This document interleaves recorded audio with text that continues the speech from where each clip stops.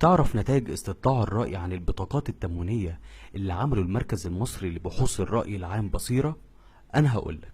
من بين كل 10 أسر مصرية في 8 أسر عندهم بطاقات تموينية. التغطية الجغرافية للبطاقات التموينية على مستوى الجمهورية كانت 89% وجه بحري، و80% وجه قبلي، و69% محافظات حضرية. عندك بقى 77% من أصحاب الدخل المرتفع اللي منهم 12% من المجتمع عندهم بطاقات تموينية.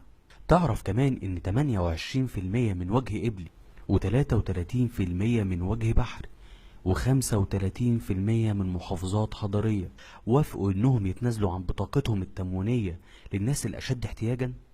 يا ترى بقى لو انت عندك بطاقة تموينية توافق انك تتنازل عنها للناس اللي اشد احتياجا؟